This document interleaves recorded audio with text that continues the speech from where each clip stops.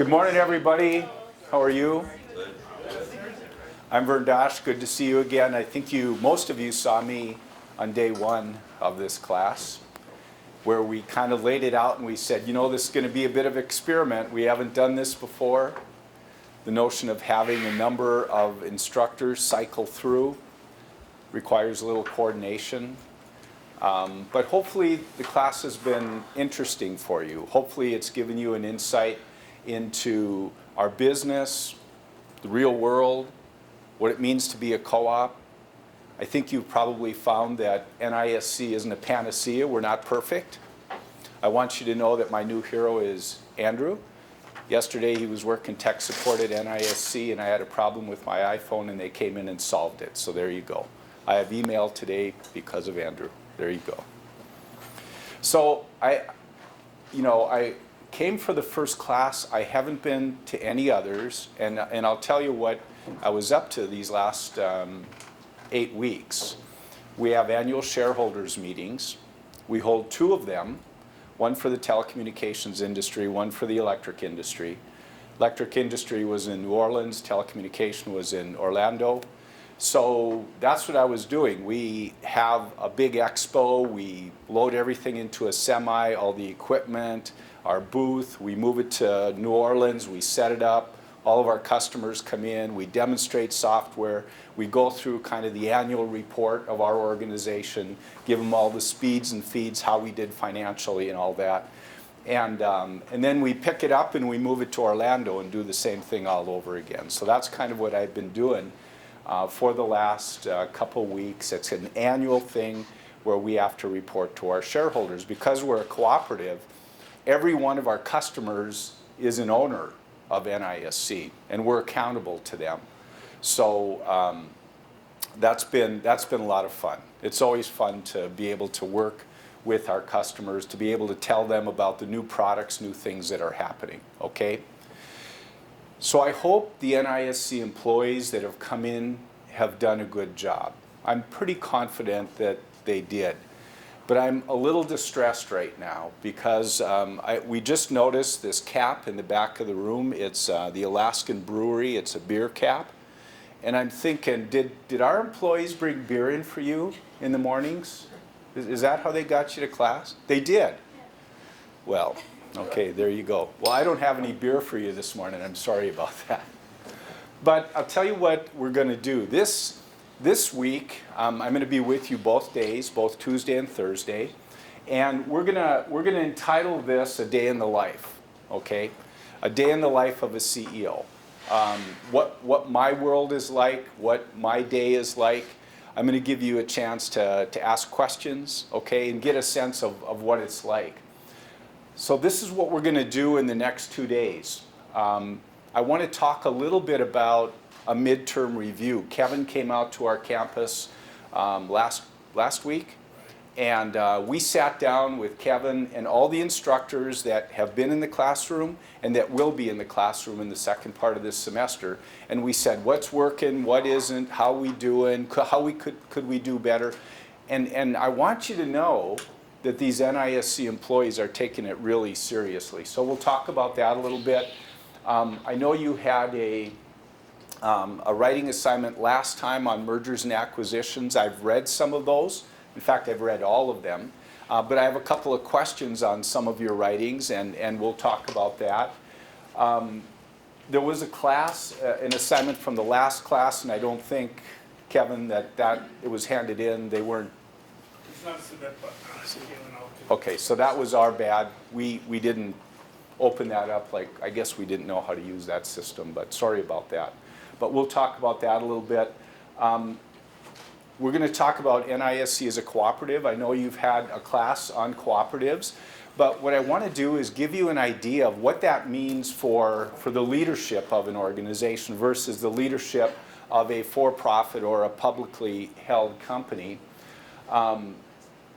We'll talk about the career path, my career path, what took me from the University of UMary in 1974 to where I am today. I'll talk a little bit about what that career path was like. And then we're going to do a day in the life. I'm going to step you through kind of what my typical day is, because you probably think I have my feet up on the desk smoking a cigar and drinking scotch all day. But that's not right. And Andrew will attest to that. But I'm just going to step you through what my typical day looks like. And then we're going to go through case studies. I'm not sure how many we'll get through today, but we'll continue on Thursday. And the case studies are actual things that have happened at NISC, decisions that I've had to make. And we're going to talk about that. I think you're going to find those real life instances pretty interesting. And then we'll talk about the assignment. So at the end of this week, we'll have worked through several real life examples, several case studies that I faced. I'm going to ask you to bring your questions. Next Thursday, I want you each to come with a couple questions. When you think about a CEO, when you think about a head of a company, when you think about working in corporate America, 2 questions that come to mind. I'm going to ask you to bring those, and then we'll have a chance to talk about that. And I'm hoping that you're going to have an opportunity to teach me, okay? That's one of the main reasons I'm here, is to listen to you, and I think you're going to be able to teach me a few things. Let's talk about this midterm review. We all sat around at the boardroom at NISC with all the instructors and Kevin, and the instructors talked about what their experience was, and I got to tell you, they're excited to be in this classroom. It's so different than what they do every day, but they're taking it so serious. We were saying, okay, how much preparation are you putting into a class? When you're coming out here, you're preparing for a class, how much preparation? And the rule of thumb was 7 hours.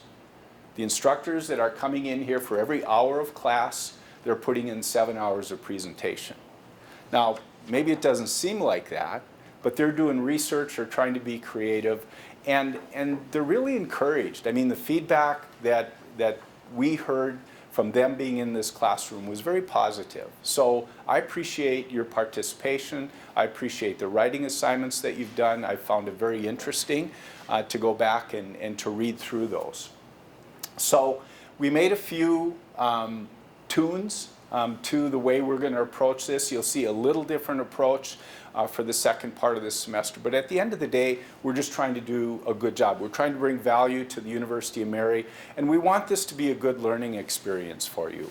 I think about when I went back to get my master's out here at Mary, a lot of that was night classes. So a lot of it was, the classes were taught by adjunct professors. And I found that many of these people were, working during the day and teaching a class at night, but they brought real life examples. So I think there's a good balance between a strong academic balance and then a strong real life, real world balance, and that's really what we're trying to do, okay? We're trying to bring that, and like I said, we're not pros at this, but we're intent on doing a good job for you. So this is Cora Marie.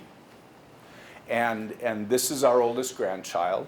She's 2.5 years old. And Cora was at our house on Sunday. And the point of this is, I want you to be really honest in this class. I want your question. I don't want you to feel like you have to hold back on your questions. Ask your questions, even if they're hard ones. So I'm sitting on my chair, and Cora crawls up in my lap and wants me to read a book on Sunday. And we're reading a book, one of her favorite books. We've read it quite a few times. And all of a sudden she stops and she looks at me and she says, "Grandpa, why don't you have any hair?" So, out of the mouth of babes, right?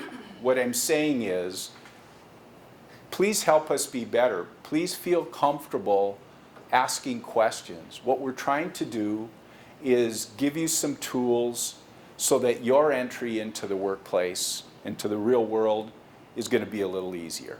Okay? At the end of the day, that's what we're trying to do. You handed in some work assignments on mergers and acquisitions, and I thought it was interesting, the topics that you picked. Just about all the topics were related to technology. In fact, every single one of them was, kind of.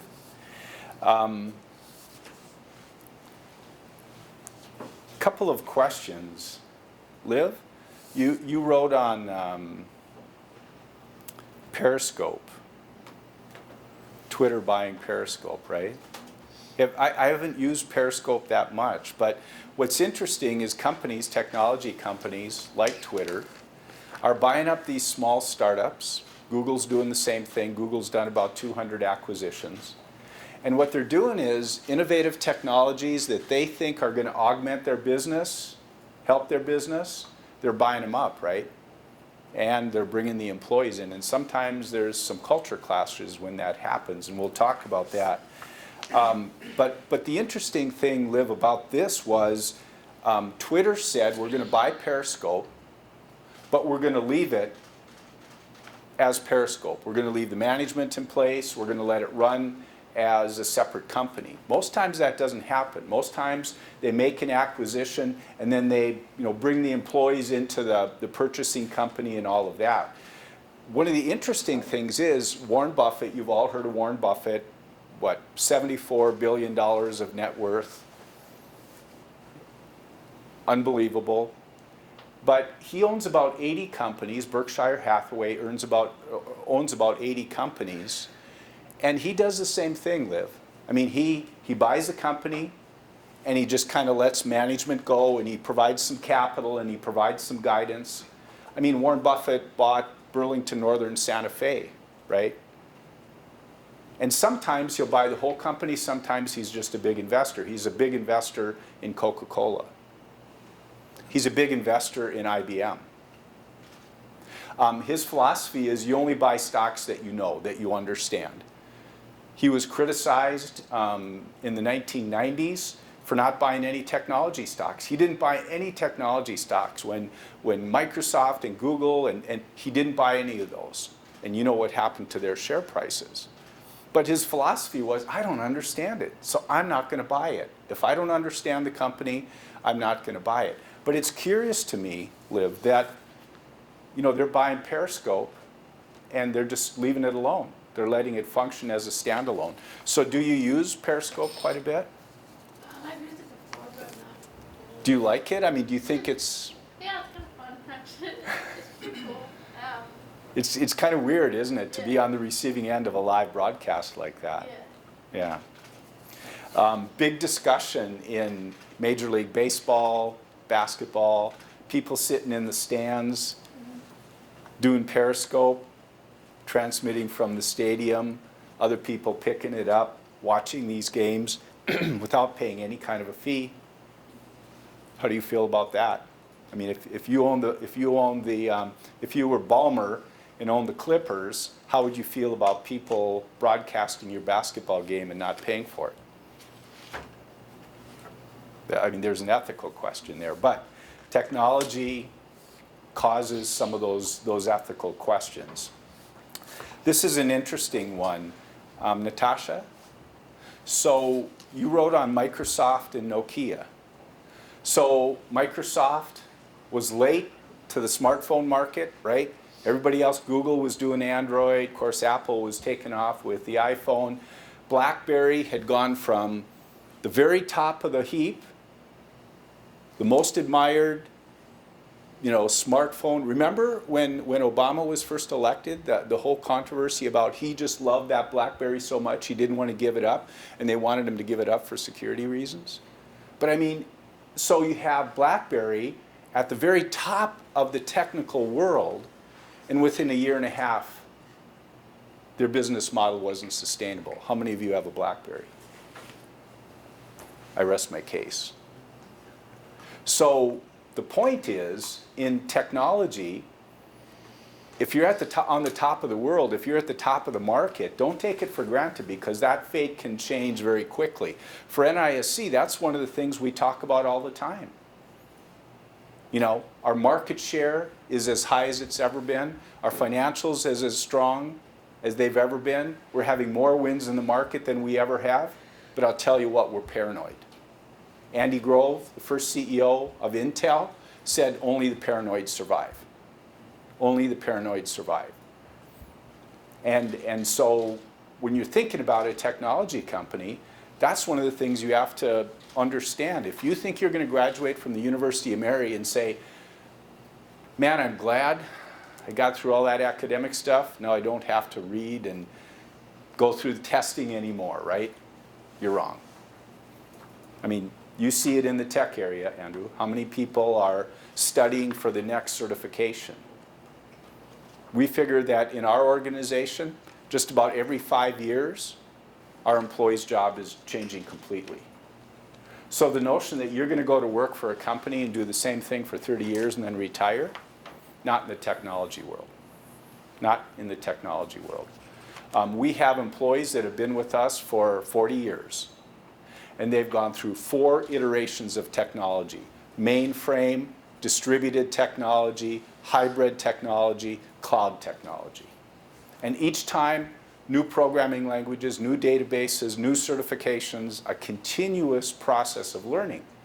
And you can look at that 2 ways. You can be excited about that, or you can be discouraged. If you're not very ambitious, that might be a little daunting.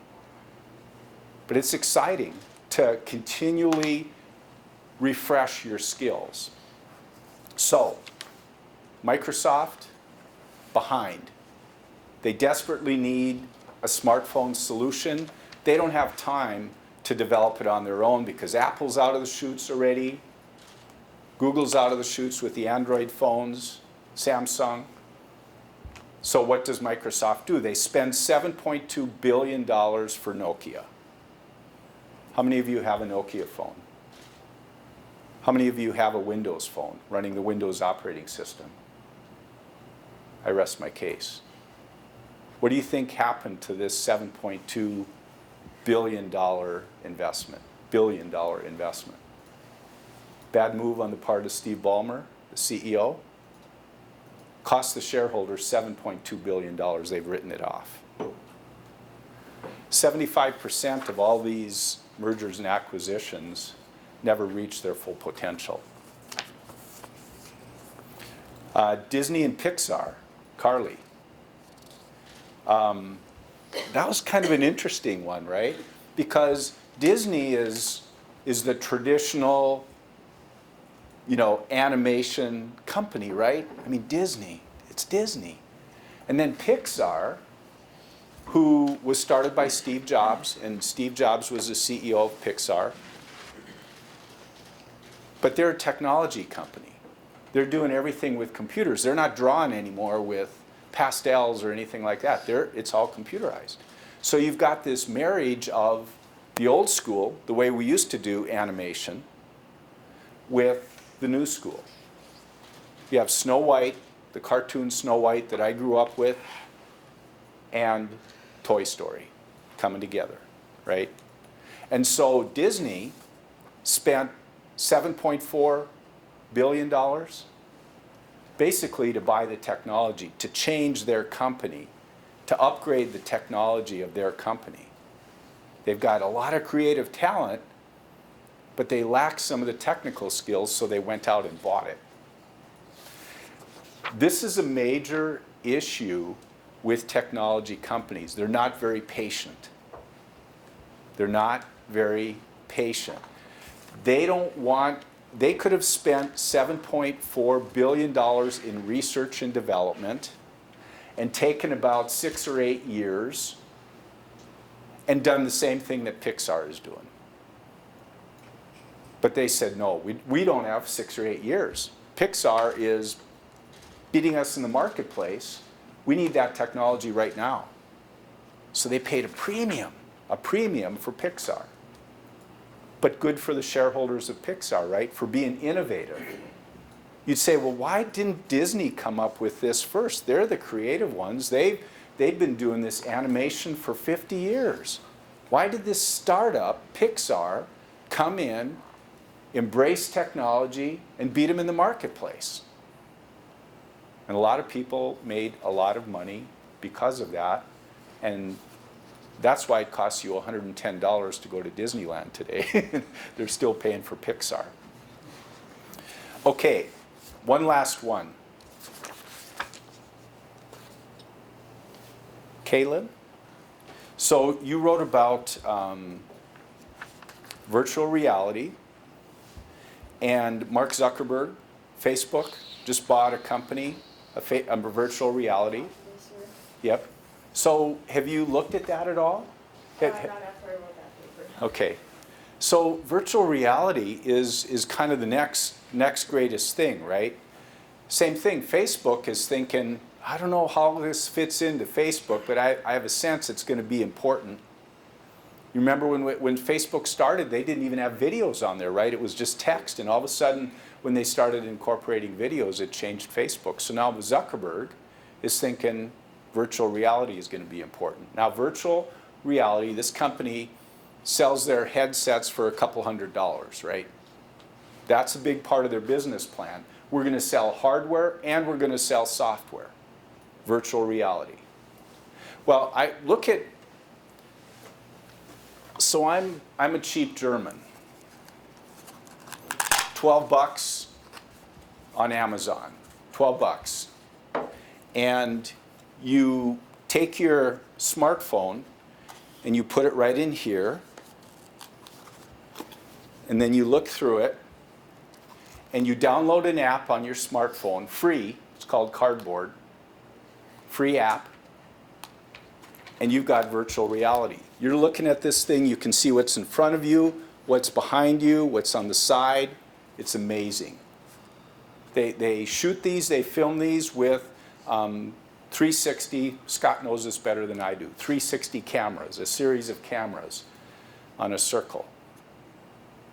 So this company that just Facebook spent a lot of money for, their business plan, their research says, we're going to make a ton of money on hardware. 12 bucks, how much do you think it cost Amazon to make this? 75 cents maybe? Selling it for 12 bucks. And guess who was dumb enough to buy one? But 12 bucks versus 260? 12 bucks in my smartphone versus 260? You know, technology can be really disruptive sometimes. And business plans, every business always talks about we're going to do strategic planning. We're going to plan for the next 5 years what our products are going to be. But in technology, it changes so quick that, you know, you may have a great business plan for a $260 headset, and what happens when something like that comes along? It changes everything.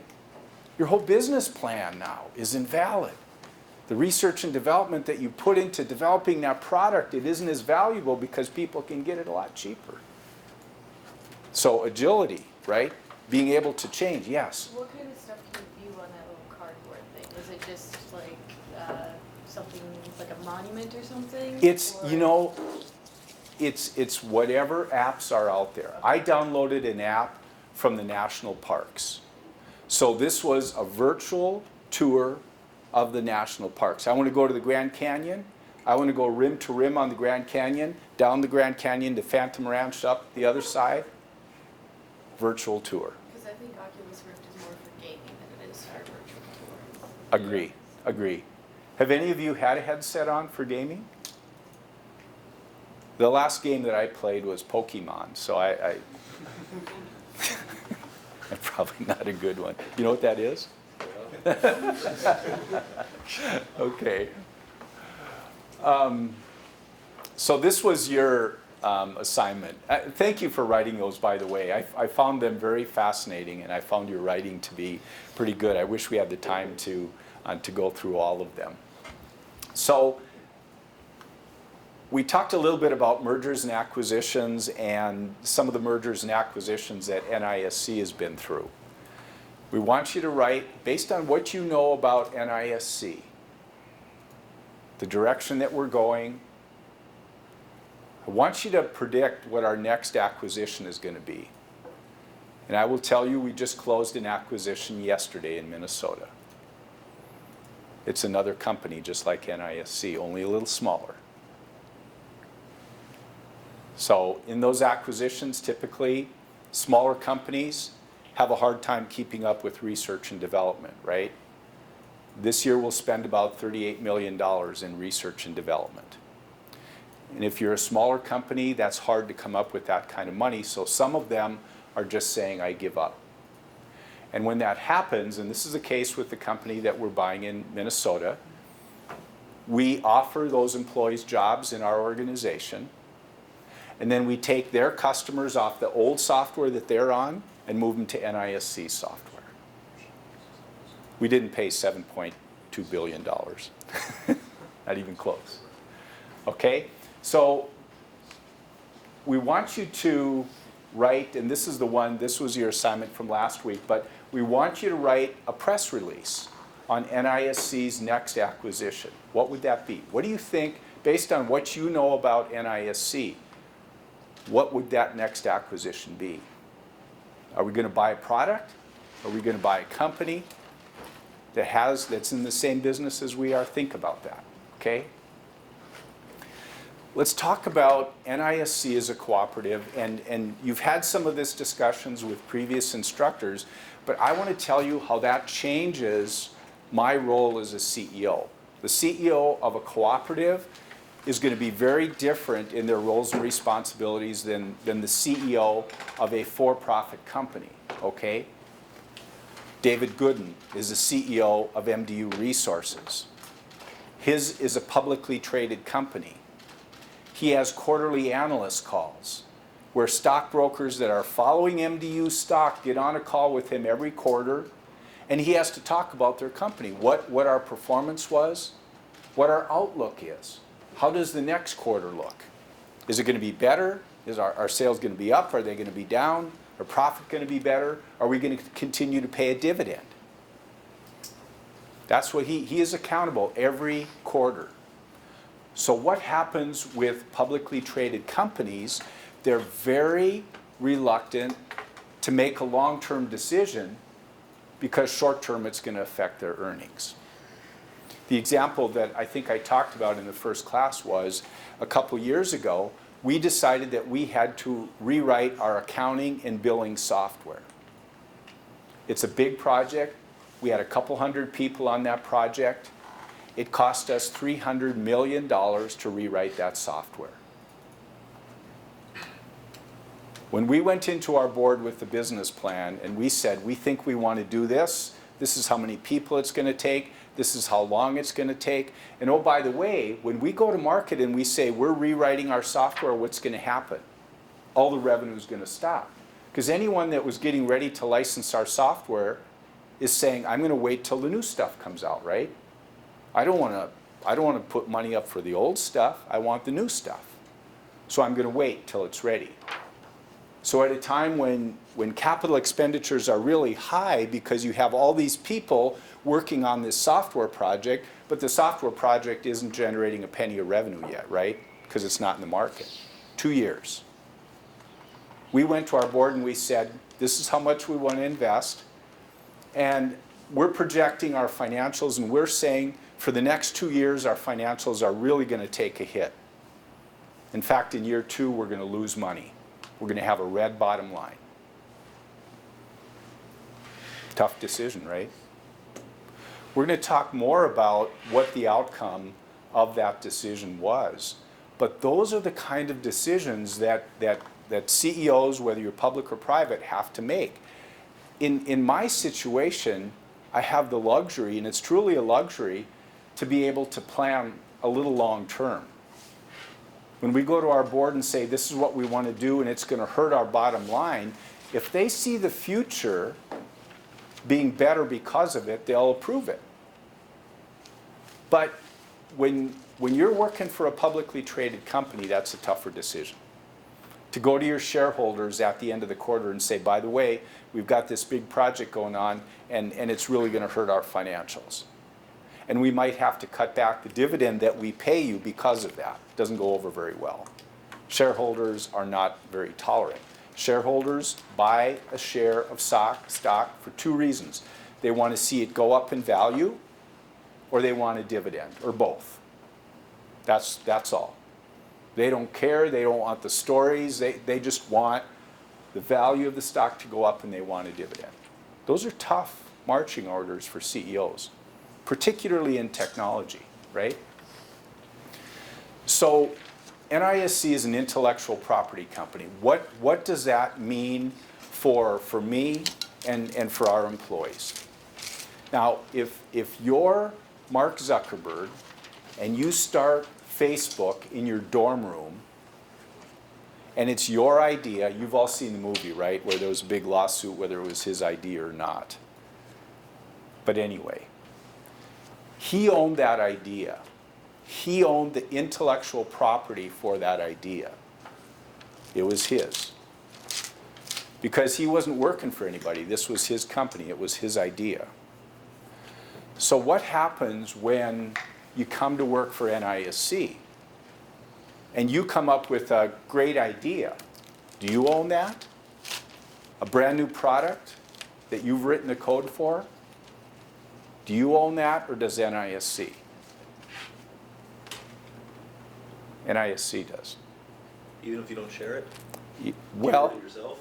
no, if you're doing it at home at night and it has nothing to do with work, it's yours. It's yours.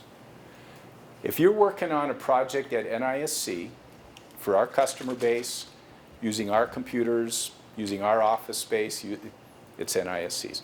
So when you come to work for NISC, and some people don't like this, and it's not just NISC, but if you go to work for Microsoft, if you go to work for Google, if you go to work for Apple, one of the first documents you're going to have to sign is a document that says, basically, I give my intellectual property to my employer. They're paying me a salary. I'm giving them my ideas. So as an intellectual property company, we have to have, I had to sign that for NISC, saying any innovation that I develop while I'm an employee is NISC's.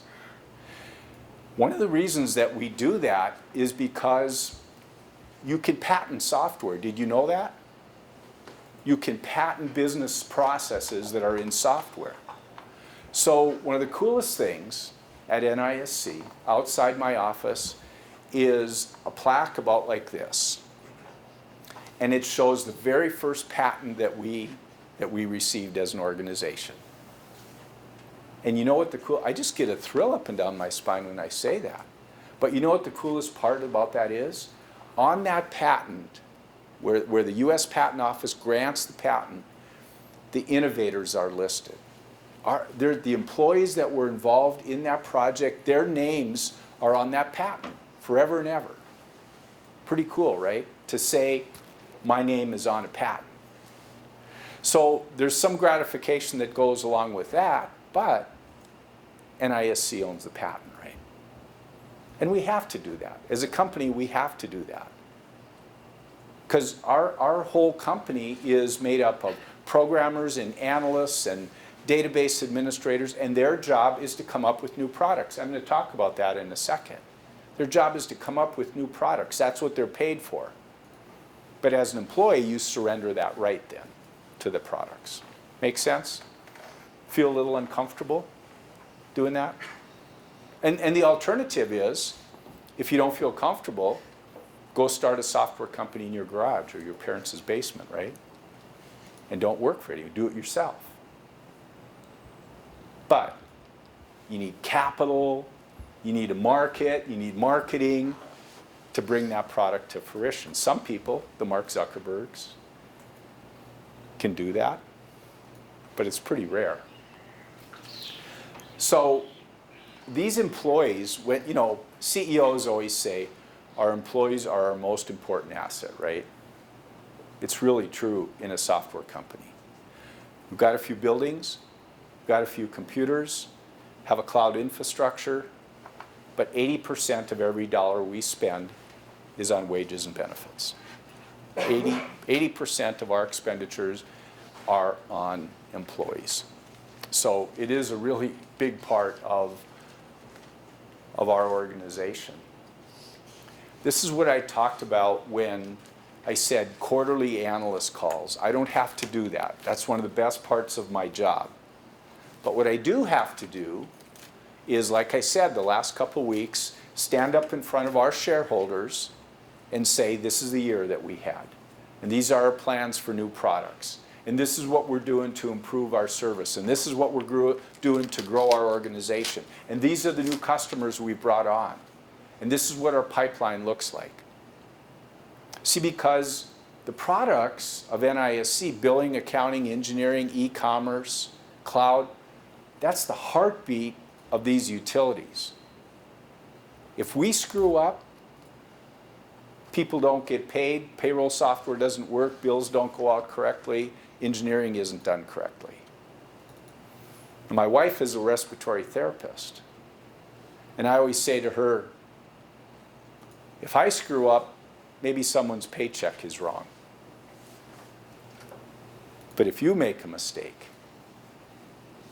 taking care of a patient, the consequences could be much more dire than that.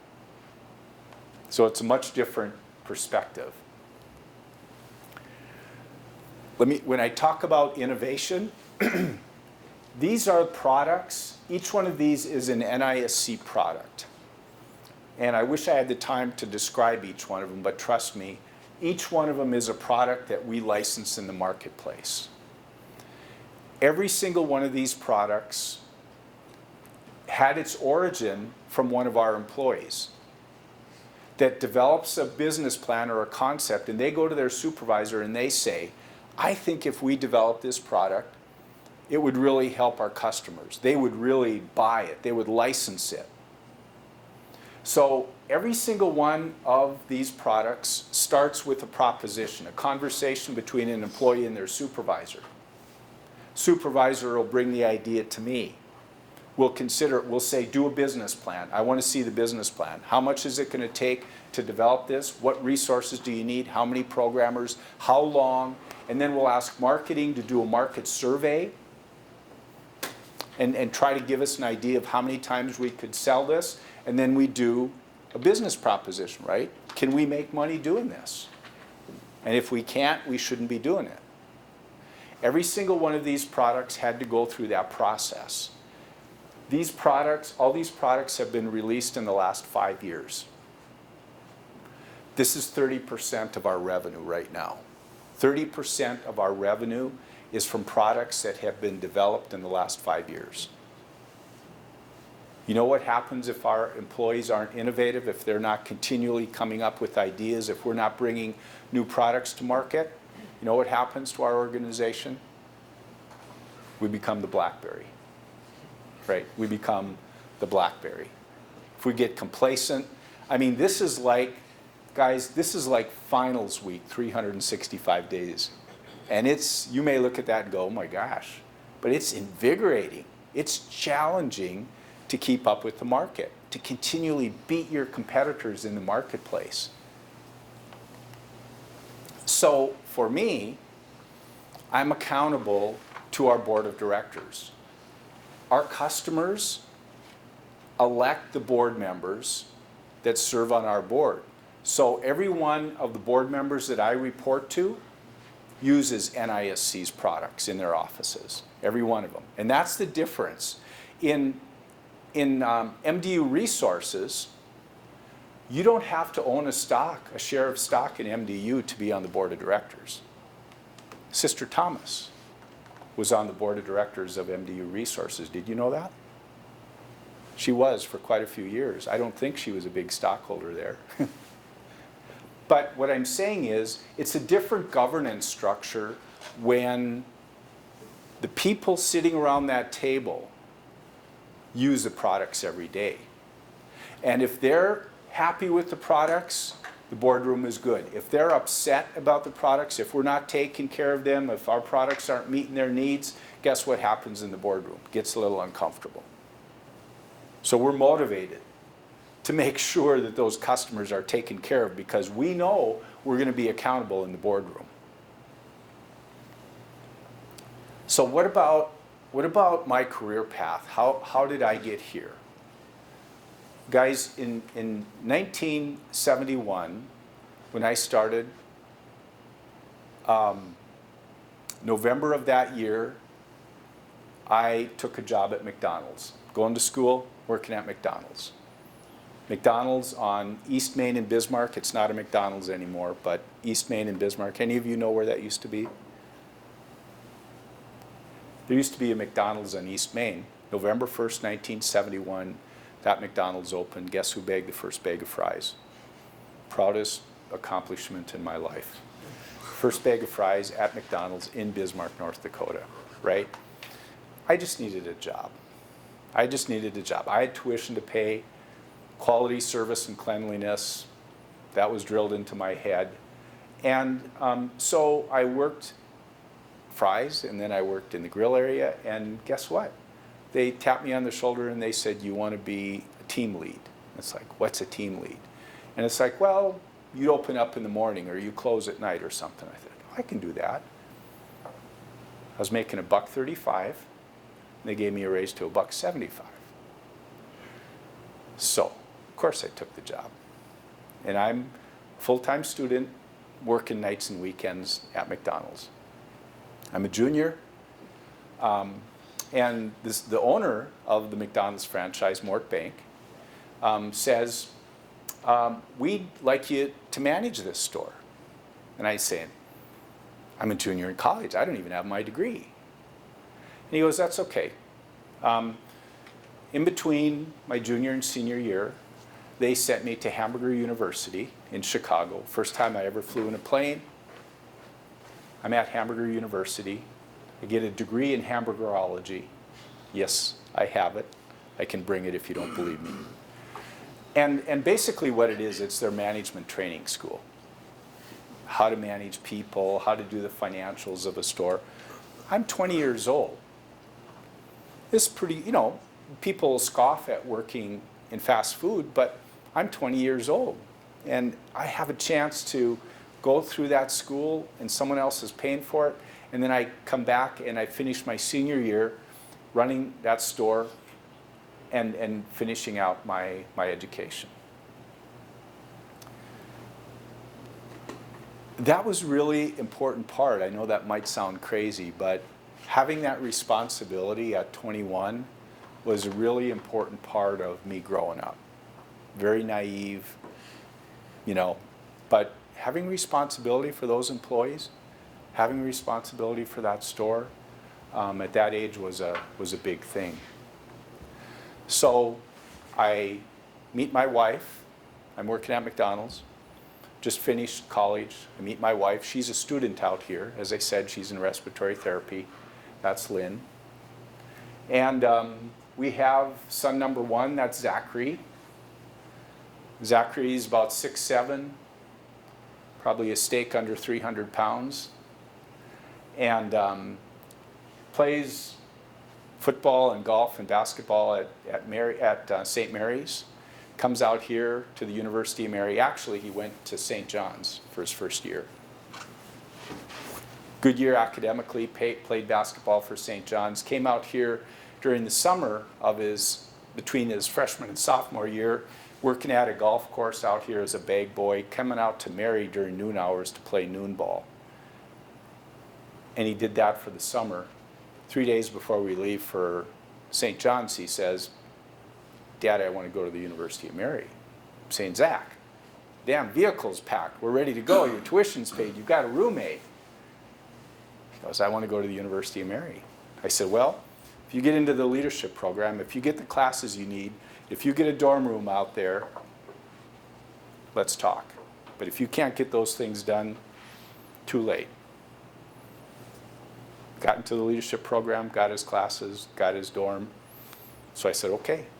So he spent the next 4 years out here playing basketball. Brittany is our daughter, school teacher, taught elementary school at Shiloh. 2 kids, decided to stay home with them. Jordan, this is Zach's wife. Jordan, the center one, youngest one in the family, graduated from St. Mary's, was a math and science kid, mechanical engineering from NDSU. Came home, you learn flexibility when you're a parent. Came home and said, Dad, I think I want to go into the seminary. I said, Jordan, mechanical engineer, wife, grandkids, all that's good. You want to go into the seminary? I want to go into the seminary. I want to check it out. 4 years at St. Thomas at John Vianney, and he's in his 3rd year of 4th year in Rome. God willing, 2017, he'll be ordained. You never know which path. And during this whole time, I'm trying to work at NISC. I start as the business manager, the accountant, the bean counter. CEO retires. I get to be the CEO. 2000 comes along, and we decide to merge with the company from St. Louis. I step back from CEO and become the chief operating officer, whatever that means. Another guy comes in, the guy from St. Louis was the CEO. He retires. And then since 2001, I've been the CEO of NISC. Who would have thought?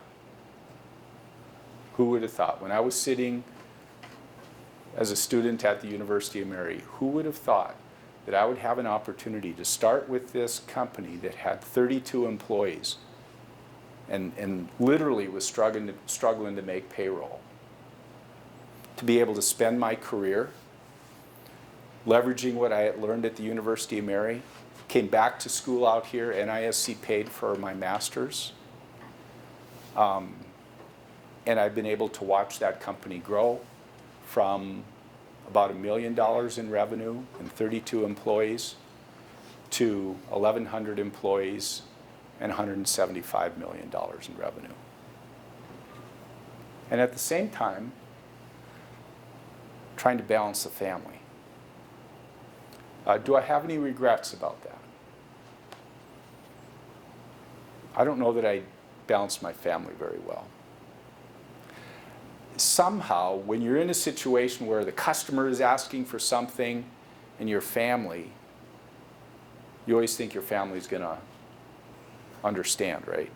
And guess who loses? Your family, and you're on an airplane someplace.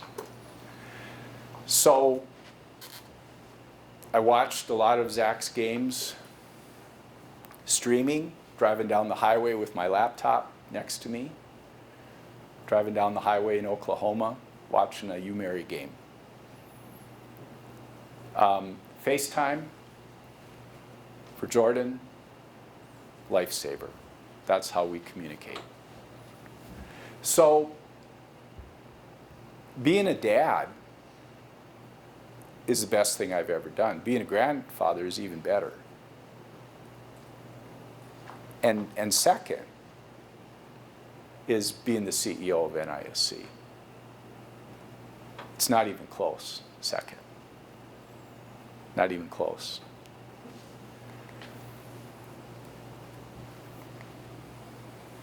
Questions? Yes.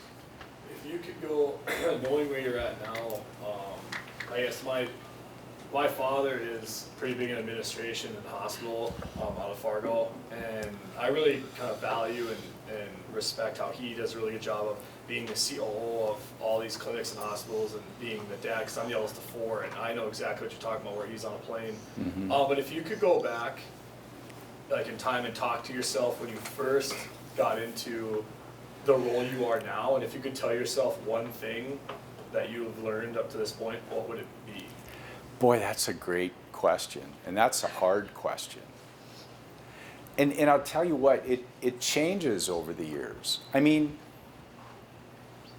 when we had a young family, and Lynn made the decision to kind of take a hiatus from being a respiratory therapist, and she was at home with our kids, I'm the sole breadwinner, right?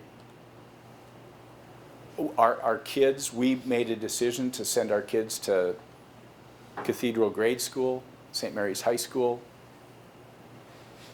Our goal was to make sure our kids got a good education and a good start. But that was on me, right? I mean, that was my paycheck. One thing I'm certain of, I couldn't have done this job without my wife. If Lynn wouldn't have sacrificed her career, and that wasn't even a hard decision for her. Do I want to be a respiratory therapist, or do I want to be a stay-at-home mom while our kids are at home? that was an easy decision. I couldn't do what I did if it wouldn't have been for Lynn. Because Lynn, when I'm traveling, Lynn picks up a lot of the stuff. That's the same thing, my mom was a stay-at-home mom too, and so, when my father, worked in Grand Forks as the COO there, and then he moved our whole family out to Lewiston, Idaho, become CEO, and packed up out there. We were there for 3 years, and then he moved back to Fargo to become the COO of a big regional center. And when I asked him all that, he said word for word what you exactly said. Yeah.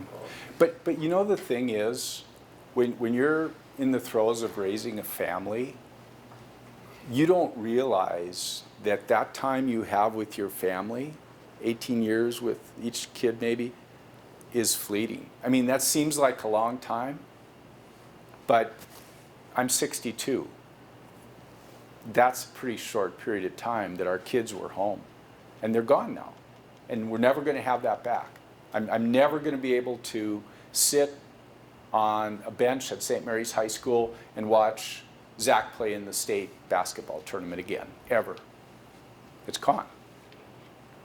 And so I'd be much more careful. But you know what the good news is? It's a little easier today than it was even 30 years ago. Zach is 30 years old. It used to be that if you wanted to work, you had to go to work, right? I had to be physically in the office. My terminal was wired to the wall. I had to be sitting in my desk to answer my email, to do my work. Today, not so much, right? I've got an iPhone. I've got a connection back to the office. I can do anything I have to do work-wise. From my home, from an airport terminal in Louisiana, from a hotel room, it's a lot easier. So what I'm saying is, when I used to have to go to work, now I could go and sit in a gym if I had to, and still make sure that nothing was on fire. You know what I mean? So my answer would be very careful with that work-life balance. And you know what? You know what I've learned? Your generation does a much better job of that than I did. When I started working, 65 hours, 70 hours a week was a red badge of courage. You know, fill out a timesheet, 65 hours. I'm really dedicated, I'm really loyal, I'm really valuable to this company because I just put in 65 hours. Not so much anymore.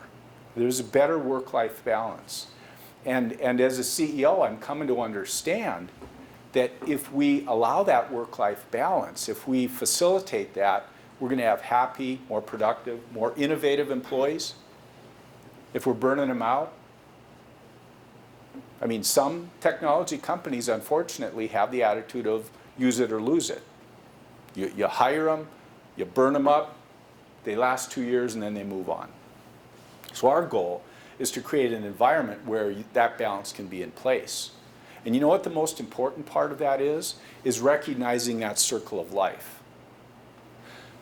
Single, not married. A lot of our employees come out right out of the university. They're not married. Hey, travel is fun. This is exciting. I'm going to be in a different city every week. Planes, trains, automobiles, eating out every night. It's pretty neat. I'm visiting all these places. Mike Weber, who you had a class with, when he was single, that's what he did. On his office, he has a picture of every major league stadium in the United States that he's visited while he was working. Go a day early, stay a day late, go to a baseball game. Pretty cool, right? Then they get married, have a couple kids, and all of a sudden there's baseball and concerts and teachers' conferences. And for us, and we can't do this all the time, but sometimes it's saying, okay, you were on the road for 4 or 5 years. You're at a place in your life where you want to start staying home a little more. We'll move you into a role that's in the office. And guess what, when the kids go? It's a lot easier for me to do my job today with an empty nest than it was 10 years ago when the kids were home. Today, Lynn even comes with me sometimes. If it's a city that she would like to visit, she'll come with me. My job is a lot easier today than when I was trying to be in 2 places at one time. Don't miss that time with your kids. When you're married, make certain that you can live on one income. And it's just not a male-female thing. We have employees, male employees, who have stayed home because their wives are working. Make sure you can live on one income. Were there any business decisions that backfired that you wish you could have changed? Oh, yeah. You know, I'm going to give you, as we go through the case studies, I'm going to give you some of the things, and most of them turned out okay. Some employee hires have not worked out. Some promotion decisions have not worked out. And you know what the most important thing I think as a CEO is? Because you're trying to build credibility with your employees. When you screw up, when you make a bad decision, to fess up. And you go to them and say, I'm sorry, that I thought I was doing the right thing, but I made a bad decision. This is what we're going to do to fix it. Yeah, there have been those situations, and I'll talk about some of those when we get to the case studies. Questions? Got about 10 minutes? Okay. This is my day. And this isn't typical. I'm guessing everybody has their own routine. This is my day. I get up at 4:45. That's when I get up. I also go to bed at 10 o'clock, so I'm kind of a wuss about that. I get up at 4:45. Interval training, the elliptical, lifting weights, P90X, lifting weights, the elliptical, I mix it up, swim some, try to exercise for an hour in the morning. By 6:30, I'm heading off for Mass. Try to go to daily Mass. Arrive at the office about 7:20. I look at my calendar, first thing I do, because one of the worst things about being CEO is you're not in control of your own time. I have a scheduler in Bismarck. I have a scheduler in St. Louis. They have access to my calendar. They're putting things out there. And in the morning, I'm taking a look at my calendar and figuring out where I have to be and what I have to do to prepare for each one. Apple Watch, I live by it because it vibrates a little bit before my next appointment, so I know I need to keep moving, okay? There are days where you have it all scheduled out, something happens, something blows up, there's a crisis, guess what? The whole day is off. I'm a list person. If I've got things to do and I haven't gotten through the list by the end of the day, it's very unsettling for me. But it happens. You talk about being agile. There are days when I go home and I didn't cross one thing off my list because something came up. I have half-hour coaching sessions with every one of my direct reports every week. So there's 9 vice presidents, and I have a time blocked out on my calendar every week to sit down with them for a half an hour, sometimes longer. What do you have going on? How can I help you? And then we talk about their career.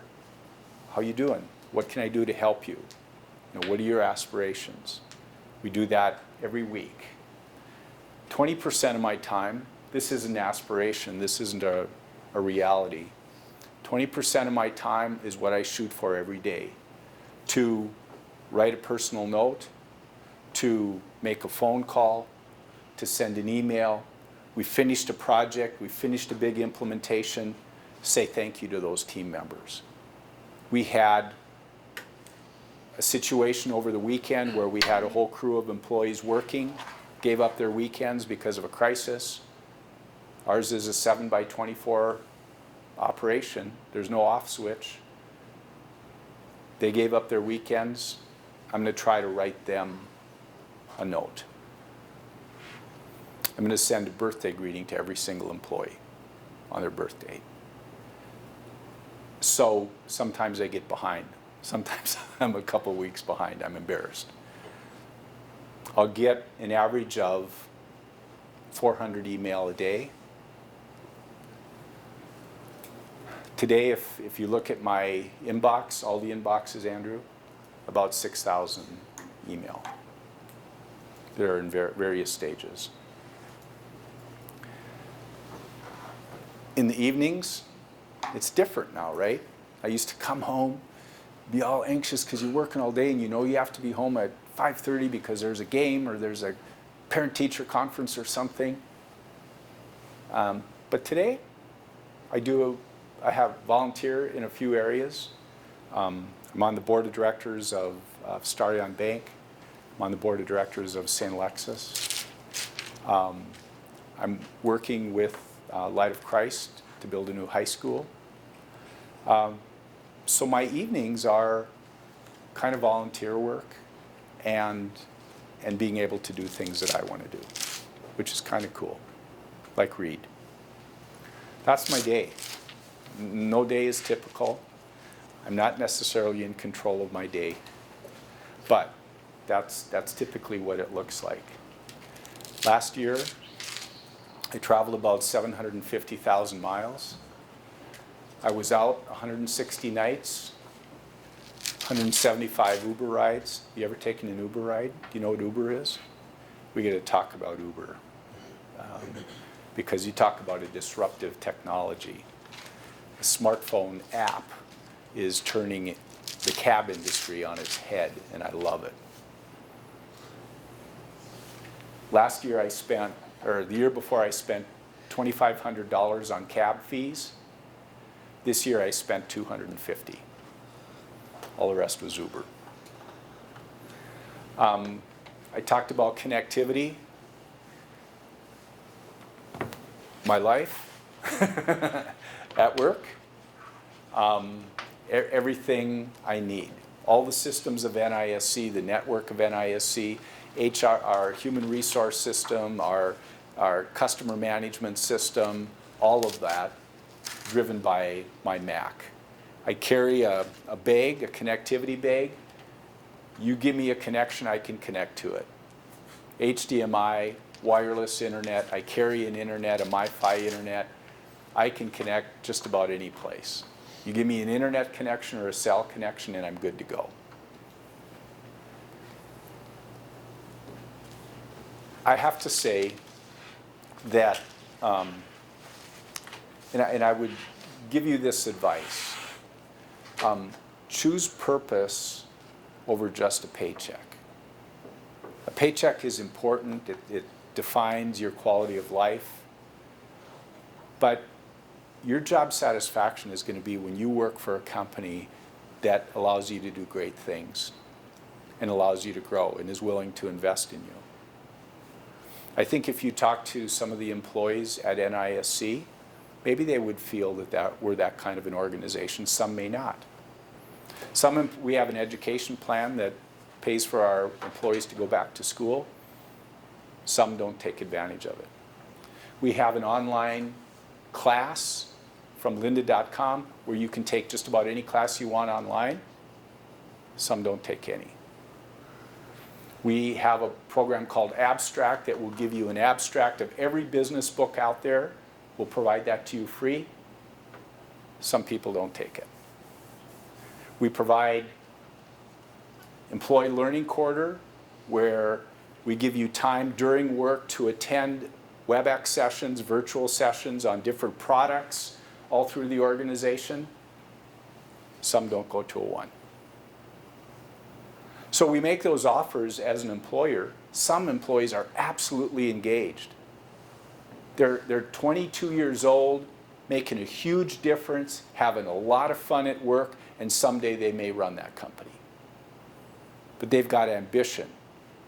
And for us as an organization, we say, we're going to make those things available to you, but you have to show some of your own initiative.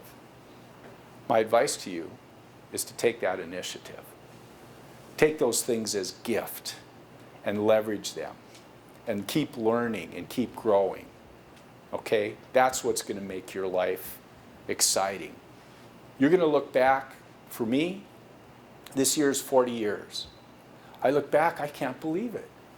I can't believe how fast it's gone, and all the experiences and the people and the things I've had an opportunity to do, and to travel to all 50 states and to India and to Europe, and all of that was work related. And I'm just a farm kid from Strasbourg that graduated from the University of Mary. Don't sell yourselves short. And don't just think it's about how much money you're making or where you're working or where your title is. Your success at the end of your life is going to be defined by the balance that you kept in your family. I bet your dad would say that too. So, we're done. We've got some questions. I wish we had all morning. We've got some announcements. We've got some announcements, folks. Graduation. When is it? 30th of April. Okay. Your seniors, most of you guys are walking. You need to apply. There's always a doubt. Am I going to graduate? I might be missing a class. You know what? April 1st, we want if you think you're going to go, we want your name on the graduation announcements. So we're putting in, okay? You don't get converted till this summer after review transcripts anyway. So I'm always an advocate for students. I help them do anything I can to help them graduate. Some numbers, 128. What does that mean? Total credit hours. Total credit hours, that's how many you guys need under your catalog to graduate. Graduate 124, see what I can do. Okay, 44 hours, upper division. Liberal arts, are they met? We're working on our transfer students. Apply to the division. Some students haven't done that, so you're not getting the notifications for like senior testing. Senior testing is when? Thursday. Thursday, what time? 2, 3:30. Was it like 5? 2 and 4? 4. Where's it at? 206. TSB. 206, spread the word, folks. You don't got to sign up for it. You can sign up that day when you take the senior test. That's not a Gary Drell School of Business. That's the University of Mary. Dr. Long, you don't take that test, you don't graduate. They're very strict on that, and they don't give you makeup dates on it. And they don't give us a lot of notice, okay? Out of our hands there. So, senior testing. Cybersecurity conference is in Fargo, March 17th. I'm going to be going. My Business 420 or ITM 420 class, most of them are going to be going. If anybody else wants to tag along, let me know. Pay for your registration for the day. We leave early that morning, come back that night. Weather and stuff, of course, cooperate. So, those are the announcements. All about graduation. You guys are seniors, get your stuff in order. Any questions, I'll help you do what I can. I'm always an advocate for students. I got 3 tough meetings with students this week. Thought they're gonna graduate. You know, I always try to make decisions in the best interest of the student. These 3 students probably will not graduate. One of the things, 2.5 GPA was 2.5. Gotta have 2.5 to graduate. One student's 2.46. Hey, that's 2.5 to me, right? 2.46 equals 2.5, not the division. History, University of Mary, Gary Drell School of Business, they've never graduated anybody less than 2.5. That was voted down by the division. So certain things like that we need to look at. Also, Yep, we're having a grad party for GTSB students yep. on Tuesday the 19th at 4 o'clock in the Harold Schaefer Leadership Center. I'm gonna send an email to all the seniors to like a formal invitation, but just something to think about too. Free hors d'oeuvres, Free good food, conversation. And others. It's advising week. Meet with your advisors, stop in, run grad audits. They're always changing. Advisors are changing. I know Dr. Kay Lynch goes, who's your advisor? You are. Oh. Sometimes that changes. So I give advice to a lot of students. I'll help anyone that I can. Questions? Okay. There you go. So your assignment for Thursday, just 2 questions. It's pretty easy, right? 2 questions that, as you've listened, what are some questions that you'd like to ask of me? What it's like being a CEO of an IT company? And then, this is where you can teach me. Give me one stereotype of the millennials that you think is invalid, that you hear out there, that you hear in the press and things like that. Dispel those notions for me, okay? All right? Anything else? Any questions? Thank you. See you Thursday.